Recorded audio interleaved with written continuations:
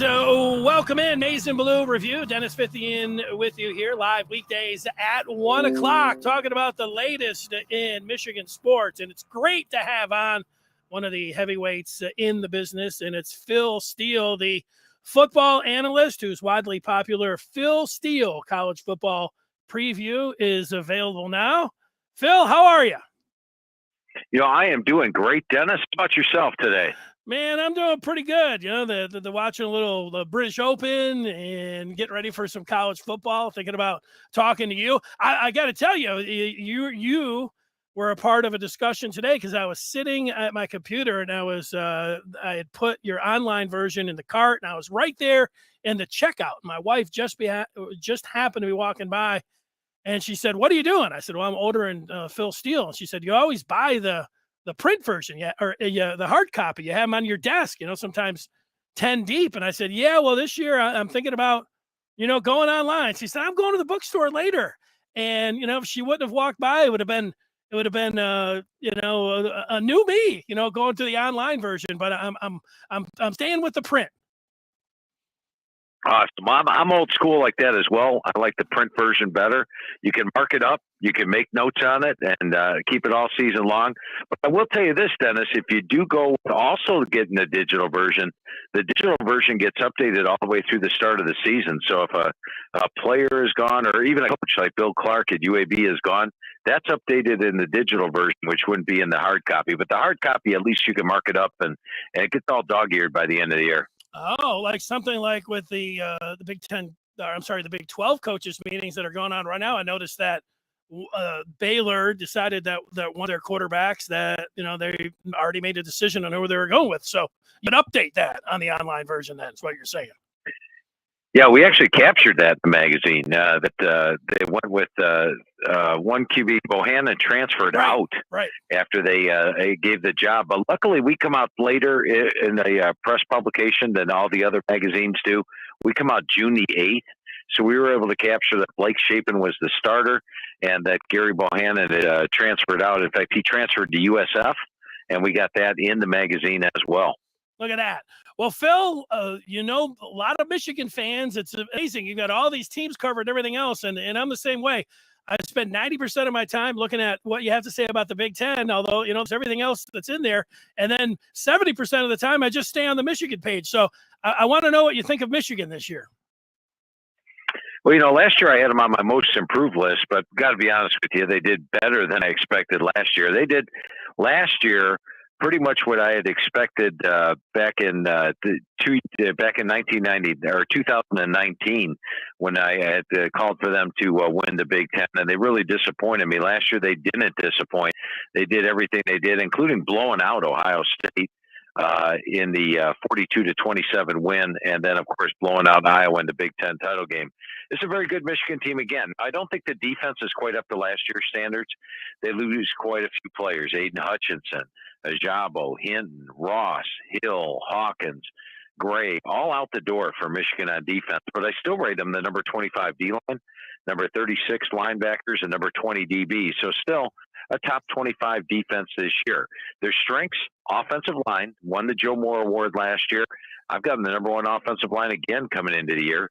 Special teams, number one special teams last year. I got them the number one special teams again this year. And they've got two very capable quarterbacks in Cade McNamara and J.J. McCarthy.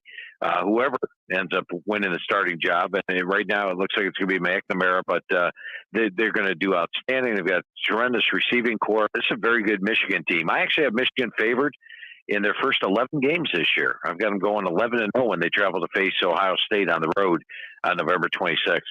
Wow, 11-0. Phil, there's no formula for this. You've seen over your, close to 30 years, the publication coming out that many times over the years. You've seen quarterback competitions play out and quarterback rotations. I don't really like quarterback rotations myself. We saw a little bit of McCarthy last year. I think we're going to see a little bit more of him this year. How do you think this plays out for Jim Harbaugh and company? Yeah, it's a delicate balance nowadays with the transfer portal. It seems like every time one quarterback's named a full-fledged starter, the backup ends up leaving and going someplace else.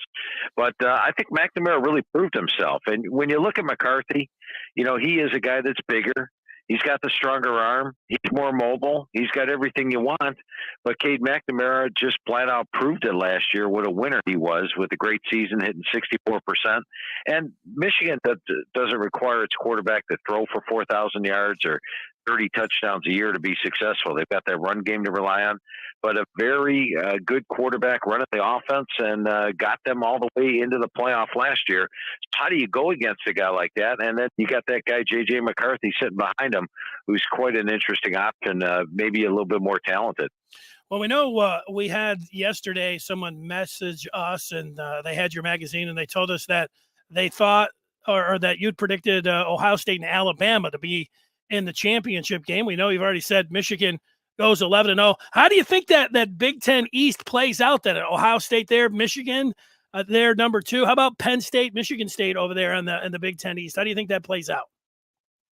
Yeah, I've got Ohio State winning the Big Ten East and winning the Big Ten overall this year. In fact, I think one of your better wagers out there in the preseason is Ohio State over 10.5 wins. You know, last year was an unusual year. We had Ohio State not in the Big Ten title game, Clemson not in the ACC title game, Oklahoma not in the Big 12 title game. Heck, Alabama lost to Texas A&M, barely got past Florida, barely got past LSU, and should have lost to Auburn. They needed a miracle comeback just to get that. And the reason for that was it seemed most of the teams in the country had 17, 18, 19 returning starters. Michigan, for example, 17 returning starters last year, and that was because of COVID. Not a lot of players left, a lot of returned. In fact, most of the head coaches I talked to said, hey, Phil, it's the deepest we've ever been in the spring. We could run 3 teams in spring practice.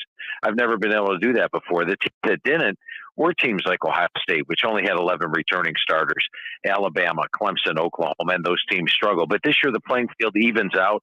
You know, Ohio State this year has got 14 returning starters. Michigan actually only has 13 returning starters. So I think we're going to see a return to the powers, and that's why I've got Ohio State running the table this year. But elsewhere in the Big East, or Big Ten East, Penn State is a team that has had 2 down years. Now, last year might have turned out different. Remember, they were 5-0. They're beating Iowa, which was number 3 in the country on the road. Penn State was number 4 in the country. And then Sean Clifford gets injured. They end up losing that game. Clifford wasn't 100%. They lost to Illinois. They gave a good effort to Ohio State, but waffled down the stretch. They lost a close one to Michigan, lost a close one to Michigan State, and fell all the way down to 7-6 at the end of the year. I think they are a team that can get that number 3 spot in the East. And then in the 4th spot, I've got Michigan State. Everything went right for Michigan State last year. You know, this is a team that was minus 53 yards per game in Big Ten play, yet finished with only 1 loss in Big Ten, or 2 losses in Big Ten play. So I think when you look at Michigan State this year, they're strong again. I like their quarterback in Peyton Thorne. I like I think the defense has to be improved, especially that secondary. And they've got a dangerous receiver in Jaden Reed. But I've got Michigan State with a tough schedule coming in 4th in the Big Ten East. We have Phil Steele on the line, the football analyst. The Phil Steele College Football Preview is available now. Phil, before I ask you, you mentioned most improved team, Michigan last year. You had them tabbed. Before I ask you that surprise team nationally or most improved team that you have, I wanted to circle back on Michigan for one more question. Jim Harbaugh in the program.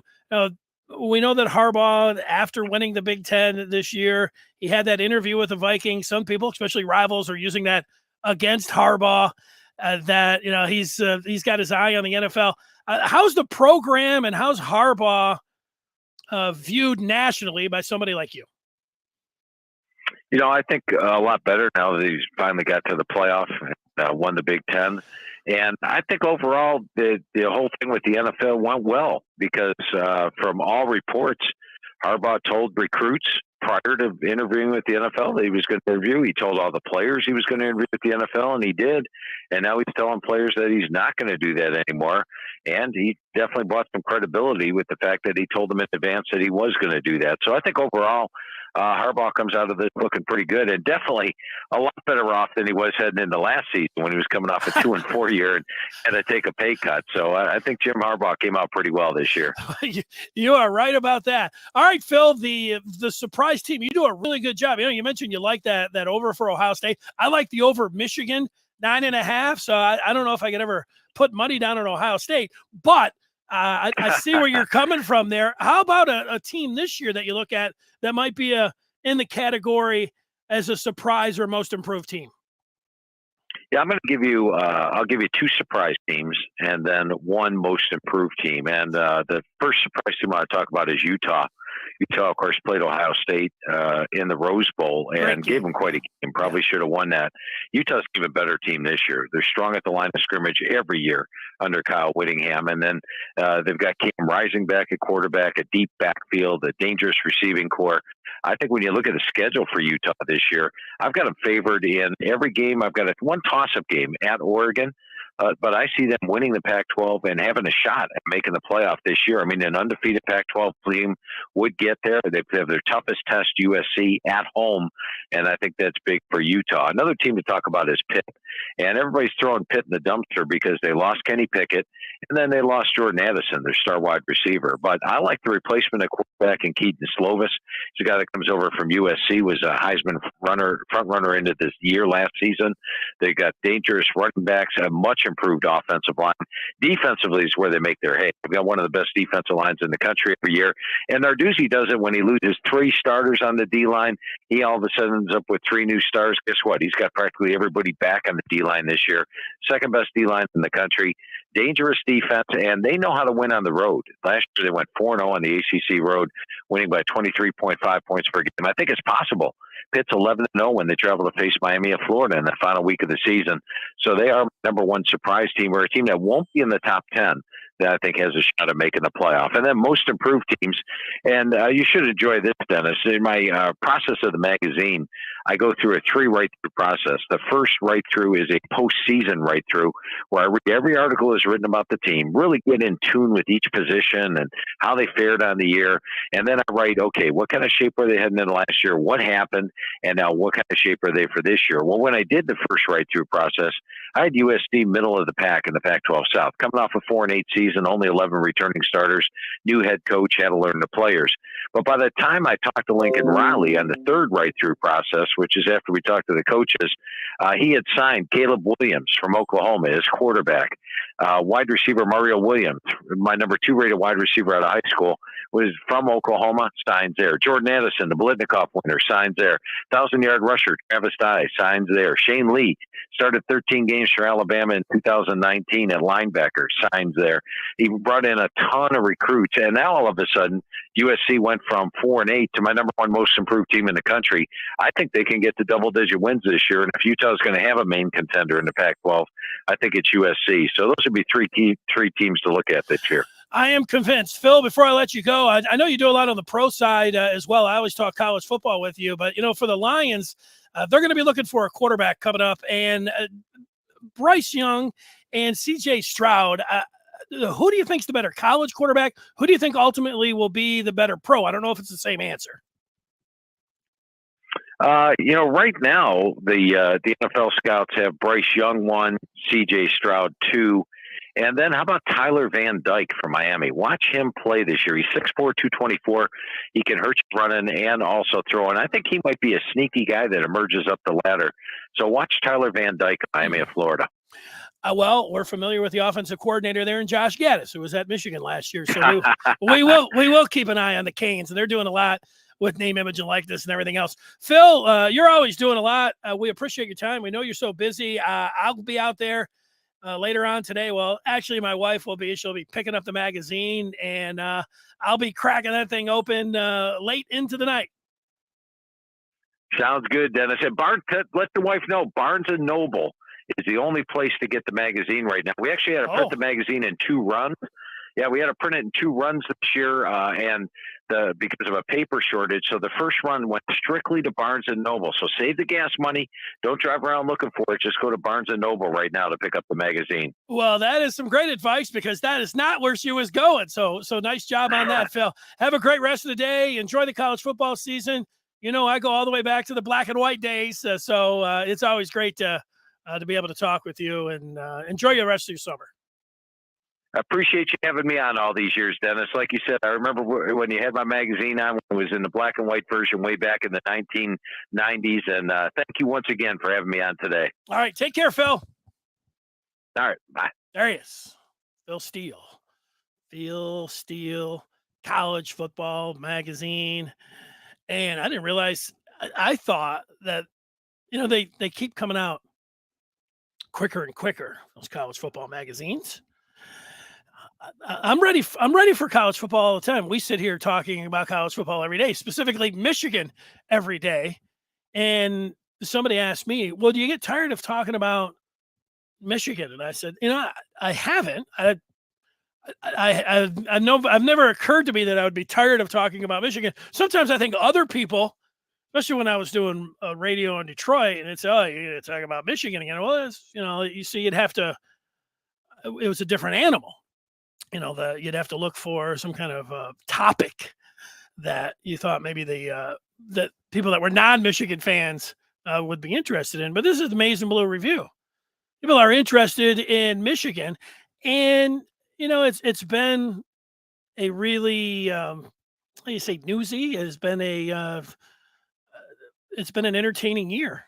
We started out and launched on November 1st, as it would happen. That was the weekend that Michigan played Michigan State. So it was, you'd rather be coming on after a win. We were all thinking like, man, Michigan wins that game. We're going to hit the air. We're going to hit the print. We're going to be on Maize and Blue Review. We're going to come out and it's going to be great. And then they lost to Michigan State, but then they didn't lose the game when we were taking over the control. So we thought, oh, okay. And, making it to the college football playoff.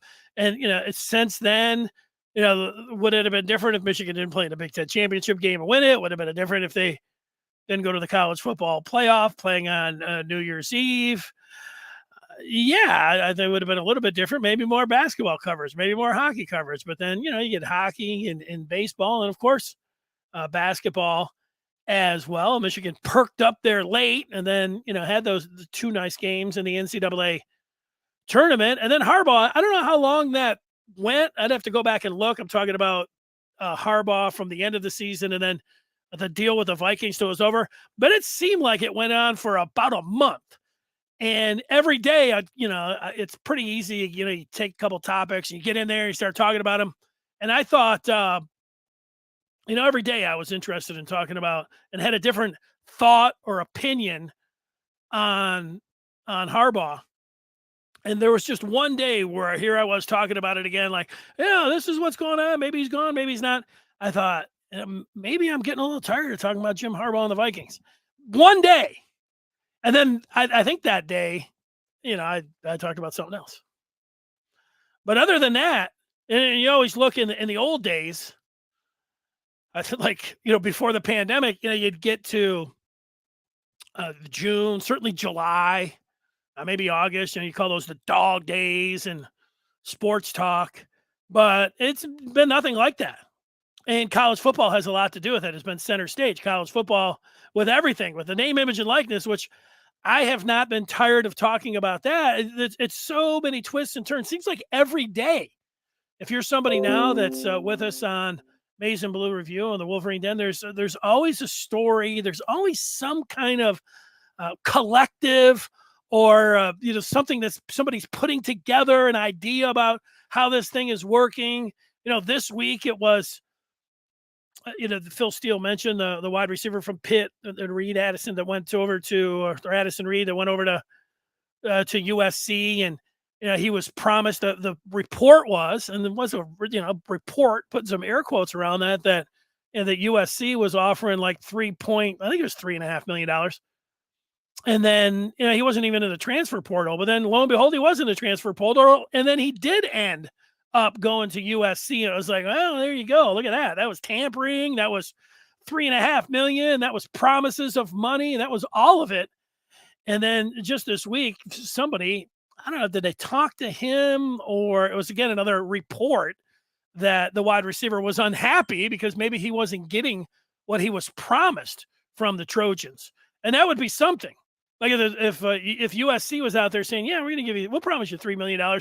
Player comes in, signs, and then they're like, well, we kind of fell apart. The $3.5 million we meant if you won the Biletnikoff again, if we won the championship, then, and he might have been like, what? I don't know. I'm just making all that part up.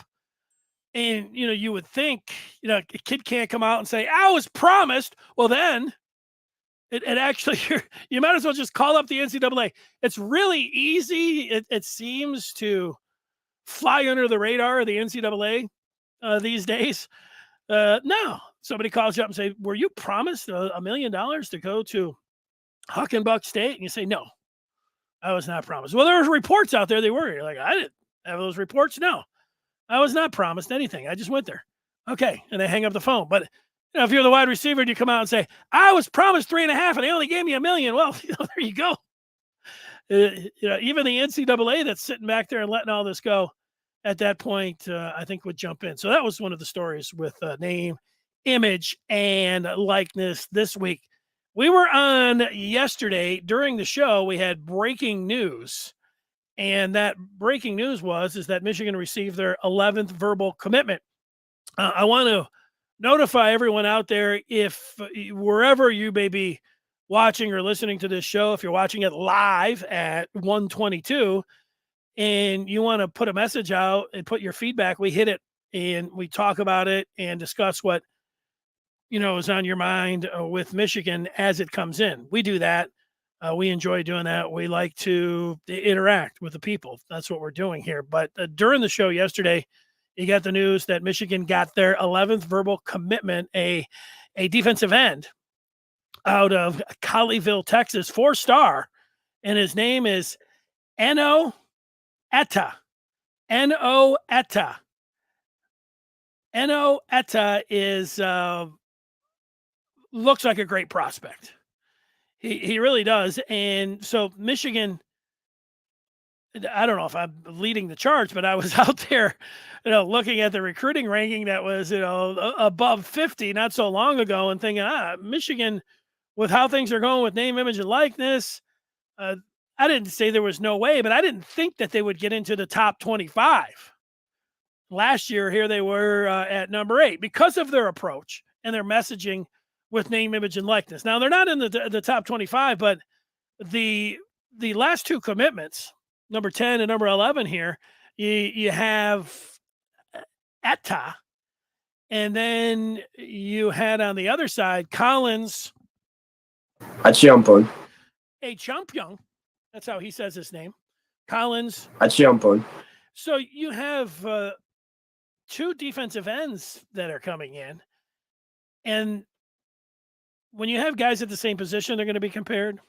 When you have Aiden Hutchinson going number 2 overall in the draft, you have David Ajabo going into the second round. He would have been a first rounder if he didn't get hurt. And not that these guys are the heir apparent and they're going to come in and replace those two, but you just think about what they did last year and what kind of effect it would have on guys that play that position. And these two in Collins, a champion, and also Enow Etta. These guys are linked, which is pretty cool. And it also has Michigan moving up the rankings. Let's go, speaking of those rankings, let's look at them. We have on the screen Rivals 2023 team rankings. And let's see here. That's not what I wanted. If we can page down, we can. For a second, I didn't think we could, but we can. Let's page down quick because you have Ohio State number 1. Ohio State's number 1 right now. This is live and refreshed and updated. This is how the recruiting rankings, team recruiting rankings look right now. Buckeyes 1, there's Notre Dame. Number 2, Texas, Clemson, Tennessee. I'm not going to list every single one. Just some highlights there. Penn State is at 8. Surprising, Texas Tech just threw a bunch of money into their facilities, $200 million. Cincy, Northwestern, and Iowa, 14 and 15. That's pretty high. You think about for their teams, these things are going to change. I mean, Louisville being 18, they're off to a good start. But Alabama and USC, I would bet would be closer to number 1 than they would be to 20 fact, I would think that both of those teams would be in the top 5 when it's all said and done. Spartans sitting there at 22. Purdue at 23. Still no Michigan. Minnesota, Nebraska. You look at the number of commitments that can really help you in these rankings. We know it's still 7 months until National Signing Day. Maybe 6 months to the early signing period when everybody's in there anyways. But here's Michigan at 36 now with 11 verbals with their last 2 defensive ends. And that is up from 50. So there's nothing to have any kind of recruiting party, but also not sitting back there at 50 and maybe a chance to get into that top 25. And who knows, as we talk about almost every day with name, image, and likeness and how things are going, maybe Michigan will spring some things. And because we saw how it played out last year, we're just getting into name, image, and likeness of these collectives. I didn't know if somebody would have said, what about the collectives at this time last year? I'd have said, I don't know, what's a collective? But I know what a collective is now. And Michigan has got a couple, and it's like they've got more coming. And so were they late to the party? I think so. They were letting this play out a little bit and breathe. And, they had their approach, which they, were criticized for. And, I was there being critical of it as well. Let's see if they're going to be in the mix to be able to flip some people and, how this thing plays out. As always, we're going to see how it plays out. But maybe it won't be as bad as some people, myself included, we're thinking just of last year or just last month. Sorry, maybe even a couple of weeks ago. Okay. I've mentioned Maize and Blue Review a few times. I've also mentioned the Den, the posting board that is on Maize and Blue Review. If you did not see this, Josh Henschke, our publisher, put out this tweet recently saying that you can get access to premium content for free until the season opener. That is free. Use the code UFMFree22 at checkout. Just go to michigan.rivals.com. Join the Maize and Blue Review. Use UFMFree22 at checkout and say, it would be really nice. Say, I was watching the podcast, the digital podcast, and I decided to get on, and I've never been part of a posting board community before, but I'm going to try it out for the next 2 months. What do we got, 50 some odd days until the opener? It's a long time to be sitting around talking about Michigan, getting the latest, all the stories, the inside news, and everything else. And check it out, and I'll see you there. Coming up tomorrow, it's been, I would say, we've been on a run, maybe of 2-3 weeks straight of just football talk. Coming up tomorrow, we're going to get to some basketball discussion. We're going to bring in one of our newest members of the Maize and Blue Review. Before I leave, I see OM has pitched in with some feedback, and let's see what he has to say. Here's OM. What's your thought on both J.J. McCarthy and Cade McNamara throwing for 1,000 yards each? I would think that would be unlikely, OM. I don't think this is going to be a true 50-50 split. I don't think it's going to be a 60-40 split. You can have your idea, and I don't need to go all, through the different ways, that they can compete for the starting job and how the playing time will go. I'll say it like this. I do think that I would put my money on Cade McNamara starting the season.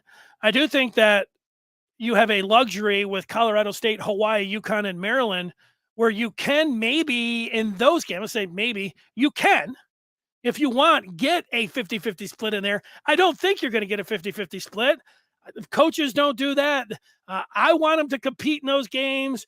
I want each guy to get an opportunity to show what he can do against another team. But the one thing that about football is that even now, when they're out there in summer drills and summer conditioning and throwing the receivers. They're going to be evaluated each and every rep, how they know the offense, everything that goes into that fall camp, how they divvy up those snaps, when they have to focus on, we're going to give the starter, 80% of the reps, however they do that. But each and every repetition at that point is still going to be analyzed until they go into the season. And I just don't think you're going to get anywhere close to a 50-50 split. I think the money slightly would be on McNamara to start the season. It wouldn't be impossible to think that J.J. McCarthy could unseat him in fall camp. That could happen. Like, he's just lights out, and you could cook up your own scenario. But I would put the guess is the starter right now on McNamara. But then I think that it's pretty close to a toss-up by the time they get to Iowa on who would be the quarterback. So if you're somebody that thinks, J.J. McCarthy, it's just a matter of time, and you think that he'll be playing against Iowa, maybe. The one thing about it, and you heard Phil Steele predict that Michigan's going to go 11-0 heading into that game against Ohio State at Ohio State on November the 25th this year, and he has them losing that game. I would say that that's a real, you take that right now, not a loss to Ohio State, but you definitely take that 11-0.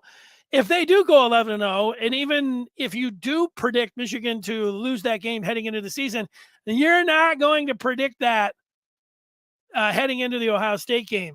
And if you're winning, if Cade comes out and is playing reasonably well against Colorado State, Hawaii, UConn, Maryland, and Michigan keeps winning, and they're sprinkling in McCarthy, I mean, it's a tough job, but job one is to try to win all of the games this season. Fooling around with flip-flopping quarterbacks, and you got to be careful there. You have a shot, a decent shot, however you want to look at it, at getting to 11-0. And so could I see a scenario? Would I rather have Michigan? I think you should ask yourself this question. Would you rather have Michigan be 11-0 with Cade McNamara as the quarterback, and you see a little bit more of what you saw from J.J. McCarthy last year, but you're 11-0 heading into that Ohio State game, but you might feel like McCarthy hasn't had a true shot because he gets in when the games are over, or he just gets a series here or there. You're like, the ceiling is higher with McCarthy as the quarterback. Or do you like, I don't think anybody would take, well, JJ would be that QB, but Michigan will drop a game along the way because they fooled around with the a quarterback rotation, but they got McCarthy finally as the starter. And if you would suggest to me that the way McCarthy unseats McNamara, let's take a game like at Iowa, October 1st. Oh, Michigan's going to win those first 4 games. They go to Iowa. That's their second toughest game of the year. Let's just say McNamara doesn't play well in the first half, and he throws a couple picks. Michigan loses that game. Well, yeah, you got a really good chance then to have McCarthy. You don't want it to play out like that. It's hard to unseat an incumbent at quarterback, especially one that won a championship for the team for the first time in almost 20 years. It's going to be hard to do. McCarthy could do it. He could do it even in fall camp, but I don't think there's going to be anywhere close to a split of snaps. Even though I would like to see it in the non-conference, I don't think it's going to be anywhere close to a true, it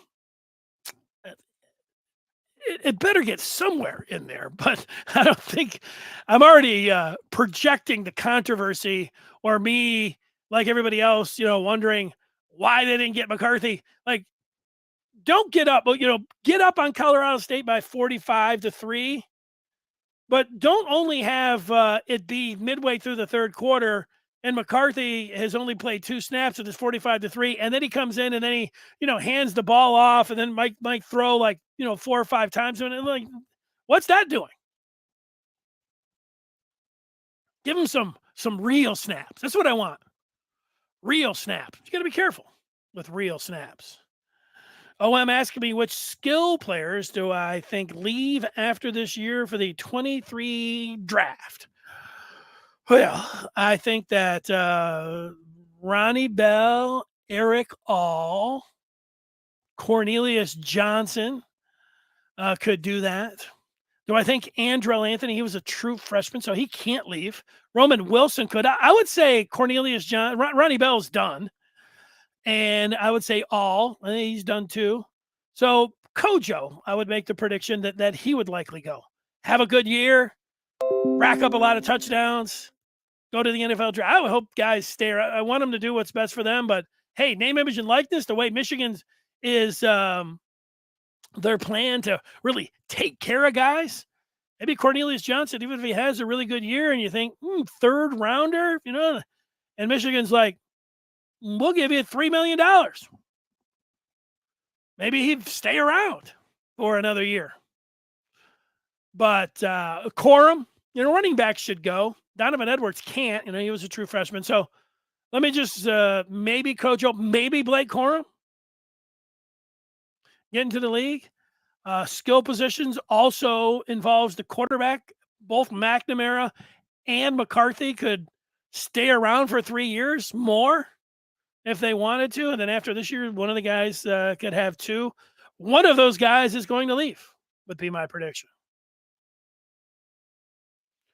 Me sitting around making a prediction about which one it would be. If you wanted me to do that, I could. So here's the answer. Most likely, Corum. The odd man out at quarterback. Well, you're saying NFL. JJ, technically, he is a sophomore. He cannot go to the NFL. He could transfer.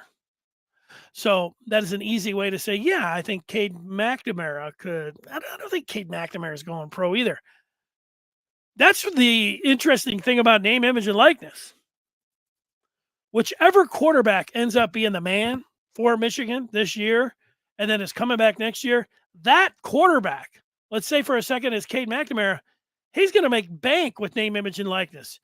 I would think that he would get $5 million. At least as we're sitting here talking right now, it's easy for me to just throw the money around, but you look at the going rate but I think I think McNamara could get $5 million. If McCarthy ends up winning the job, if he ends up winning the job, McCarthy could end up, expecting that much as well. But so let's go over it. What skill position players do I expect that are going to, how did you put it? Let's see. Do I think leave? Well, some of them have to because of like Ronnie Bell. They run out of eligibility. I would put my eyes on Kojo and Blake Corum. Those would be the 2 on offense. I don't think even if Cade wins the job, I don't see him going to the pros. He is a skill guy. So I think that answers the question. OJ Jr. on the feedback. He has a Santa emoji. So nice. Santa coming to Michigan has changed everything. Finally, Michigan gets a president that's more than just a stuffed shirt. Yeah, I don't know what an egg here is, or a stuffed shirt. Egghead? I don't know. Was that like a brainiac, something like that? Yeah, look, Schlissel was not into sports. Santa is. That is exciting from a Michigan standpoint. I am with you there. That is good news. Yeah, egghead. Yeah, I'm with you. And that's okay. I'm all right. Yeah, it was good news. We talked a lot about that yesterday. Thanks for joining us. Everybody have themselves a great rest of today. Thanks to Phil Steele for joining us. And join up the Maize and Blue Review today. I want to see anyone on the posting board. Get in there and say, "What's up? I'm here from the pod."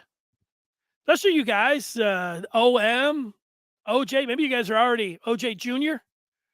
Maybe you guys are already have joined up. Maybe you're already in there, asking questions and posting threads in all of that. But if you're not, get in there. It's free. And you can see what it's all about. Okay. Until tomorrow, I'll see you at 1 o'clock tomorrow. Again, a little basketball talk tomorrow.